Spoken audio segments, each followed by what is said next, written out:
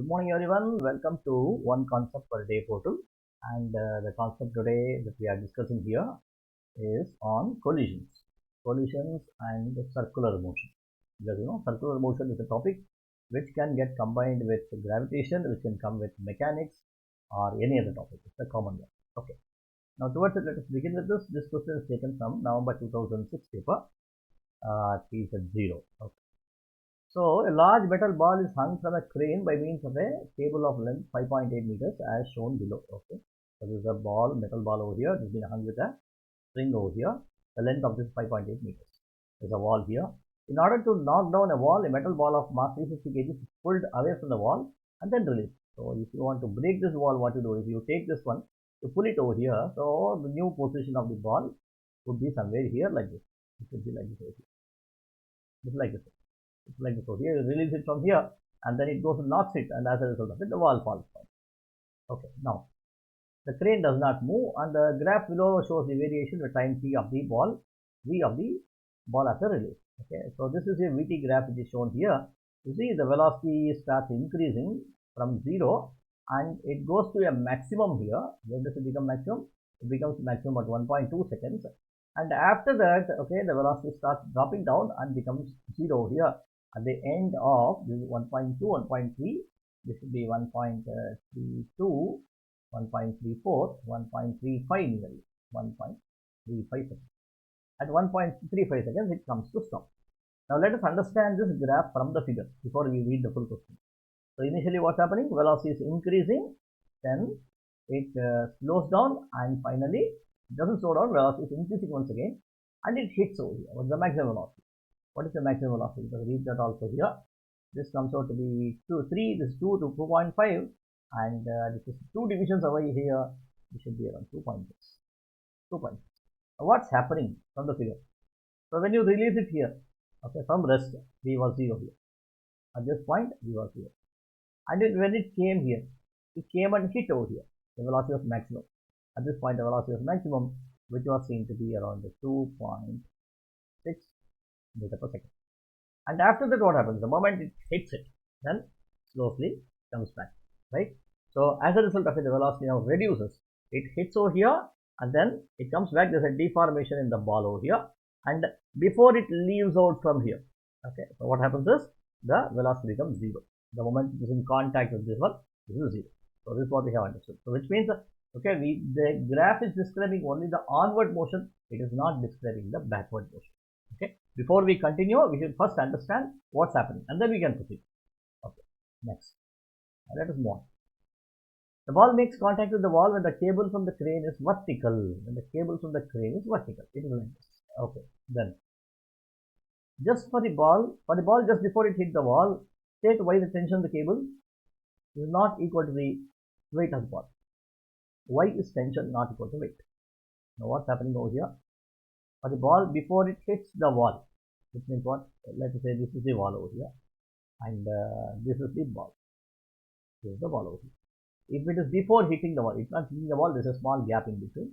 Okay, in this case, why the tension is not equal to mg is the question. So the answer to this comes from your free body diagram. So what is the free body diagram here? This is my tension here. This is my mg cos theta here. Mg cos theta here. The reason is because this is my mg. This is my mg, and this is the wall, and this is the angle which it makes with the vertical theta over here. So therefore, this should be mg cos theta. Okay. If this is mg cos theta, now let us write down the equation. I'll write down the equation as, now you see this is moving in a circular path like this. Okay. When I say it's moving in a circular path, what should you assume? You should know there is a centripetal force that comes into play. So I will now write T minus mg cos theta is equal to mv square divided by r. Or T will be equal to mg cos theta plus mv square divided by r. Now what is this say?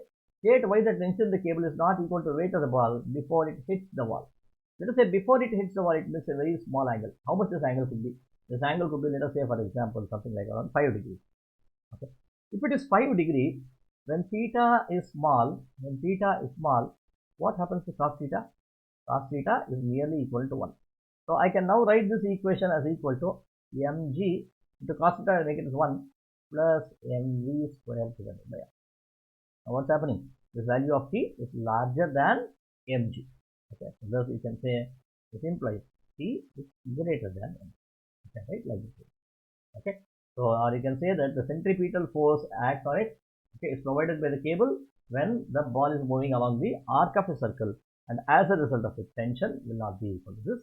Okay, you can write it in words, or maybe you can also describe it using an equation, and thereby you can prove that tension is greater than m. Okay. Okay, now what we will do is we will look at the graph. Now what is the maximum velocity? 2.6 over here. Now when the ball comes and hits the wall here at this point. Now let us write the free body diagram here. What will happen to free body diagram? The value of theta becomes 0. Value of theta becomes 0. So you get t is equal to mg cos 0 plus mv square divided by r. What is cos 0? 1. So I will get this as mg plus mv square divided by r. Now let us substitute the values, nothing else. 350 multiplied by 9.8 plus 350 multiplied by, what is the value of v at this position? What do I know? I'll go back to the graph. At that position, the value of v was 2.6. Value of v was 2.6. I'll just write this as 2.6 square divided by r. What is r here? 5.8 meters. How do I know 5.8? I can see here from the length of the cable, right? The length of the cable is 5.8. So I can use that one here.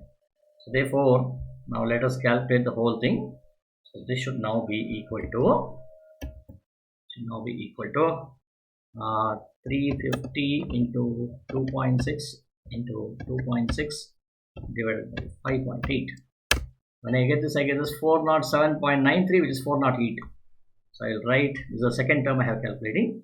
So I'll write this as 408 plus, what is the value of first term? First term should be 350 multiplied by 9.8, which should be 3430. 3430. When I do this, what is the answer I get? This should be 8, should be 3, and this 4 plus 4 is 8. 3, this should be 3838, which is nearly around 3840. What's the unit? Tension is Newton over here. Now let us look at how many significant figures we have. We have 5.8, 2.6, 350. Okay, so I'll do one thing. I'll just put this as 3800 Newton, because 3840 is 3SF. So therefore I want to convert it into 2SF. So 3800 Newton. Okay. Now use the graph to determine the distance moved by the ball after coming into contact with the wall. So what is the distance moved by the ball after coming into contact with the wall? Which means what? Now this is the wall. The ball comes and hits here, and after hitting it here, it moves back a little bit over here, right? No, sorry. It is not this diagram. So when it comes and hits here, okay, it hits and it deforms this one a little bit over here. Okay, it just moves across. It gets compressed by a little amount, right? So what is that value? It's not the backward one. Okay, it just compresses a little value. So what is that value? So how do I know here? So this is what is the graph I take. I'll just minimize this, reduce this over here. So you see, v equal to 2.6. Which position is this? Now this is this position. Okay, this is the wall. This is the rope. This is the string, and this is the ball over here. When it just touches its value, this value go to 2.6. But when does it touch here? At 1.2 seconds. At 1 point, for this particular duration, 1.2 to 1.35 seconds. What happens? Let me write down this diagram over here. So it is now like this over here. The ball is, though it is like this, now this has touched it and it has deformed it a little bit over here. Okay, the ball now appears like this. A small deformation has been formed. That means what? It has just penetrated a wall a little bit over here. Okay, so that's what has happened. So therefore, so how do I know what is the distance it has traveled here? Okay, the small distance, not from the center. Okay, this distance. See, for example, this is a deformation, it has happened. This distance, what is the depth it has penetrated? That's the question over here. So what we do is, let us take down the area here. If I take this area of this triangle, what do we get here? The displacement. Displacement of what? How much is the center of mass of the ball moved inside, right? So that will give you this particular vector. So what is this area here? I'll write down the area here. Area here should now be equal to half into b. What's the value of b? B is 1.2 minus 1.35, 0.15 multiplied by, what is the height h here? Height h here is, this is 2.6. 2.6. Okay, let us find out what is the value. So this value would be 0.26 multiplied by 0.15 divided by 2, which comes out to be 0.0195. 0.0195. Don't write the units as meter square. Okay, this meter here is meter per second multiplied by second, which is meters. Okay, so this should be your answer. Let us write on here. The answer here is, the expands. Answer here is 0.0195 meters, which means equal to how much? Around 1.95 centimeter. Okay, it hits the wall and it penetrates the wall. It goes inside the wall for a distance of nearly 2 centimeters. Right? Okay. Now next, for the collision between the wall and the ball, calculate the total change in momentum of the ball. Total change in momentum of the ball.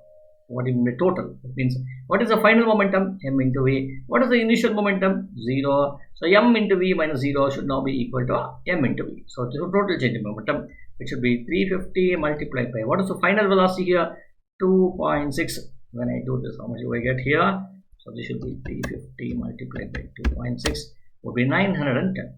910 unit. It can be Newton second, or you can write also as kg meter per second. You can write like this also. Then the force exerted by the ball on the wall. Okay, the force exerted by the ball on the wall. What is the force the wall receives from the ball? This is the question. So how do I get this? Since you already got this value delta P here, delta P divided by delta T is nothing but force over here, right? So we should now be, what is delta P? 910. What is delta T? So how long was the ball in contact with the wall? It was in contact with the wall for how much? Let us look at the graph over here. It was in contact with the wall for 1.2 to 1.35 seconds, which is 0.15 seconds. I'll write it down here. 0.15 seconds. 0.15 seconds. What is this value now? It should be 910 divided by 0.15. Gives out to be around 6066. 6066 Newton. This much amount of force, okay, was seen to be given here. Since I need only in 2 SF, so I can now write this as 6100 Newton. 6100 Newton is the average force, resistive force which the average force which the ball gave on the wall, so that the wall got punctured. Right? The wall got deformed by a smaller amount. Right? State the law of conservation of momentum. What is law of conservation of momentum tells you? It tells you that in the absence of any external forces. Very, very important statement. Okay. First thing that you need to write is so much. Okay. The momentum before collision is equal to momentum after collision.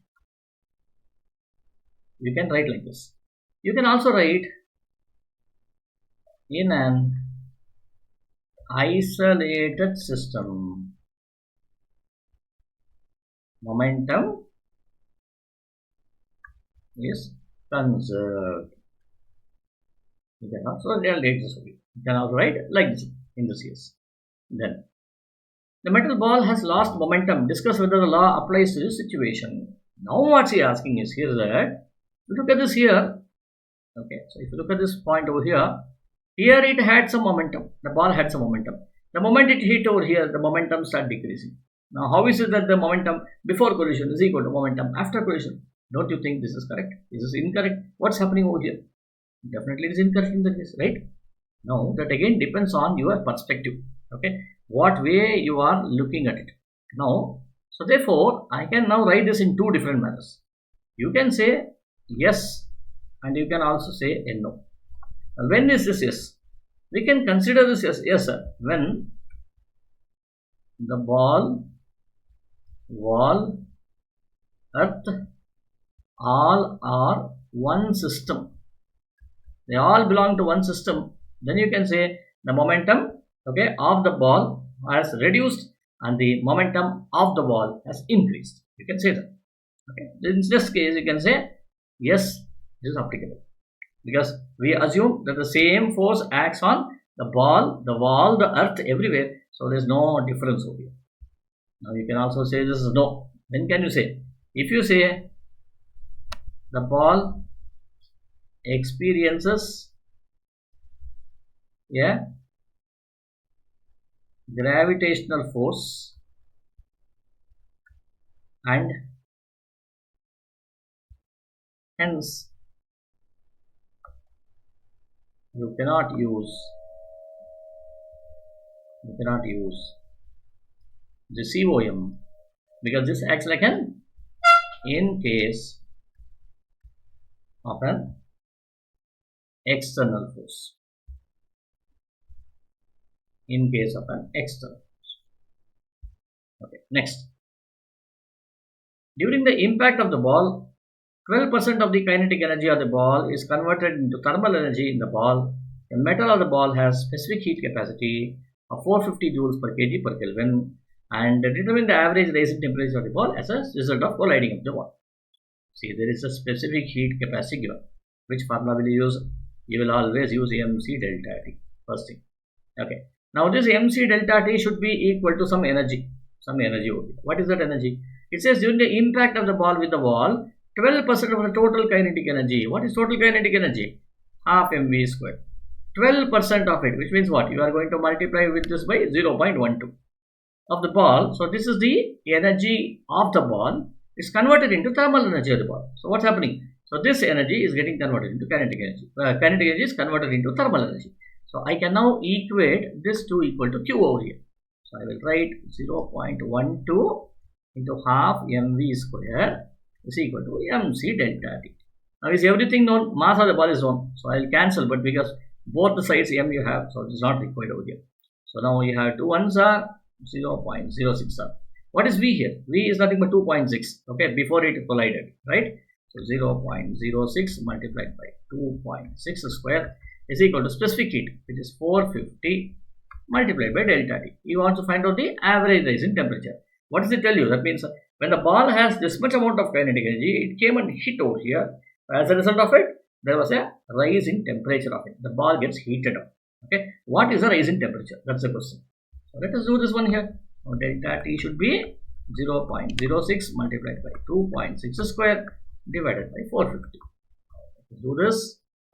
So I get 0.06 multiplied by 2.6 multiplied by 2.6 divided by 450. I get this as 9.01 into 10 power minus 4. 9.01 into 10 to the power of minus 4, or I can just say it is 9 into 10 to the power of minus 4 degrees Celsius. Degree Celsius or Kelvin, both are same. Determine the average rise. The average rise in temperature is said to be this much, which is very, very, very minute. Which is only something like 1 in 1 lakh. So therefore it's not a much. So 1 in 10,000. So therefore it's not much a great thing. So therefore still you can say there's a small rise in temperature. I think we have come to an end to this problem. So hope you understood like how collisions can be used. Okay, it can be used to relate temperature of the ball. You can use it in case of conservation of momentum. Okay, you can use it in many different ways like this. So this is how it can be used. So thank you for watching this video until the end. So if you really like this video, do like, share and subscribe to my channel. This video would be published by today evening at 7 p.m. and will also be not 7, 8 p.m. also be available in my website. Okay, thank you.